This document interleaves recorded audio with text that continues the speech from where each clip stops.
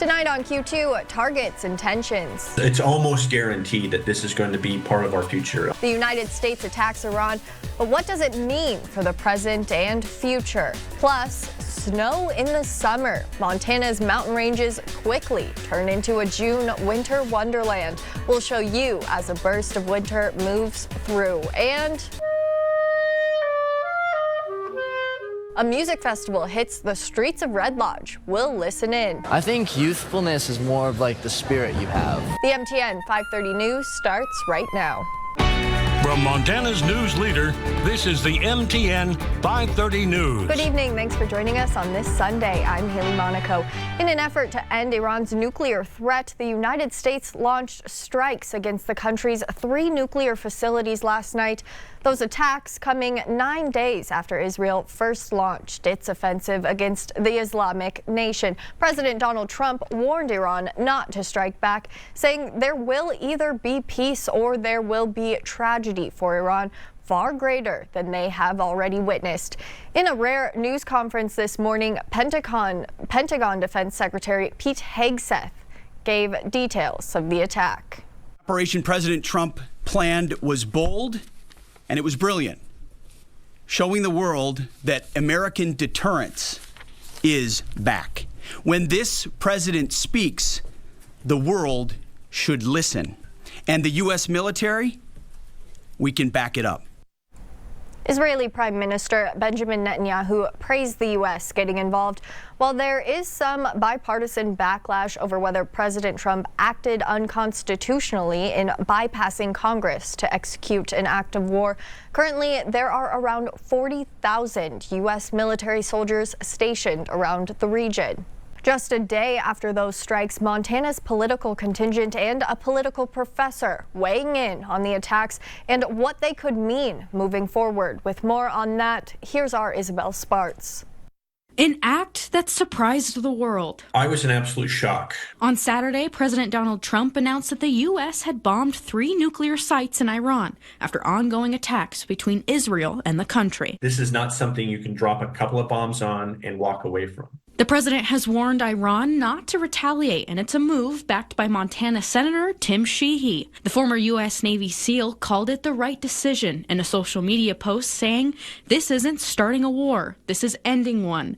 The Iranian people should rise up and put an end to this murderous regime." But the attack is garnering debate surrounding the constitutionality of the president's attacks, with many Democratic leaders and even some Republicans condemning Trump. Every single significant military operation the United States has ever taken out, from George Washington until just before yesterday, has had some form of congressional authorization. Dr. Paul Pope, MSU Billings professor of political science and constitutional law, says that without Congress's approval, the strikes could be unconstitutional. You can't get any more violation of the Constitution than this. Article 1, Section 8 of the U.S. Constitution grants to Congress the ability to declare war. Essentially, what Congress's role here is to decide who, what, when, and where. The only role for the president as commander-in-chief in such things is to decide the how. Despite those questions, Montana's other senator, Steve Daines, stands behind the president, saying stopping Iran's pursuit of nuclear weapons is a major step towards achieving peace. I think people should pay attention to how their members of Congress behave with this. But now Congress and the world waits. The scale at which Iran retaliates is yet to be known. But according to Pope, it could be the beginning of a long and tumultuous conflict back in the Middle East. The extent, we can't predict that. I mean, how much, but logic dictates that there will be some reprisals and Americans will lose their lives because of this initiated attack by Donald Trump. In Billings, Isabel Spartz, MTN News. Summer on the calendar, but it is winter in the mountains. Take a look at this scene in Red Lodge as summer operations came to a halt as 4 inches of snow fell. A true winter wonderland with all of that fresh powder. And it was a similar story in nearly all of the higher elevations across the state. These are some pictures from Logan Pass in Glacier National Park, while Big Sky also saw Old Man Winter make a return trip. Meanwhile, Yellowstone National Park getting a taste of the fresh powder as well. Some of the areas seeing upwards of a foot of snow. Here in Billings, it was too warm for snow, but it wasn't too warm. With a first look at your weather, here's meteorologist Jason Stiff.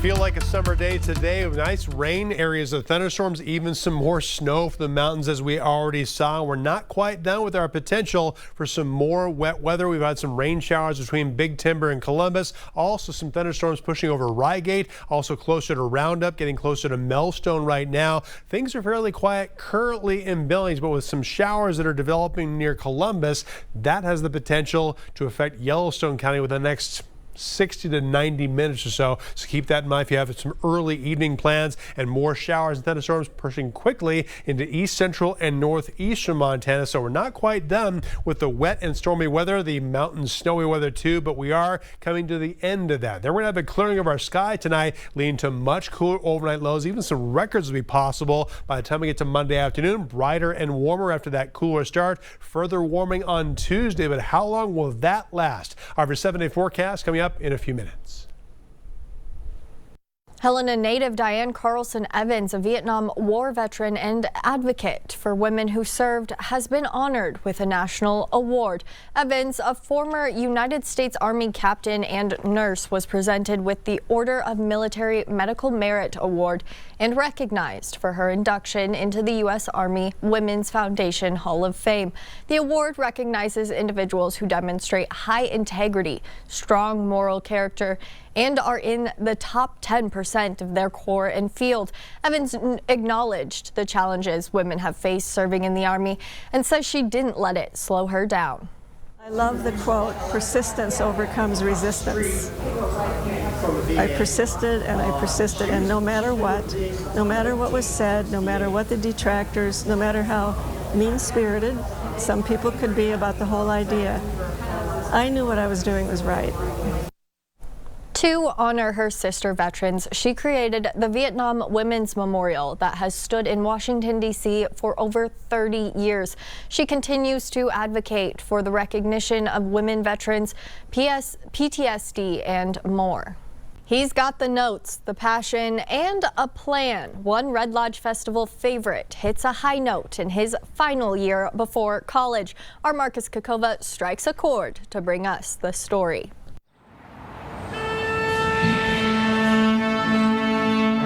You can just feel when a song is like a love song without words. You can feel a song when it's like all crazy and energetic. And today's song for recent West High graduate Ben Derby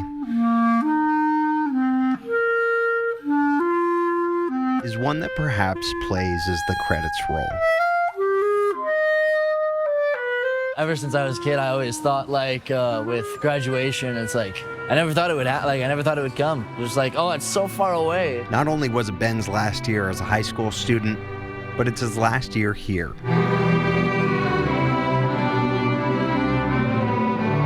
Red Lodge Music Festival, where hundreds of students start to think about what they'll take with them and what they'll leave behind. It's definitely a really great way to help people get used to doing things on their own, kind of getting more into that. And what Ben is taking with him isn't just music. It's a feeling, a belief that sound can do more than fill a room. I think it definitely makes people happier. You know how youth is associated with happiness almost, and it's it just makes people feel good. And if youth is a feeling, Ben is in no rush to lose it.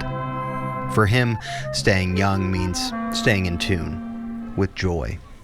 So he's off to the University of Montana, where he'll study to be a music teacher, passing that feeling on one student at a time. I think youthfulness is more of the spirit you have. Marcus Kakova, MTN News.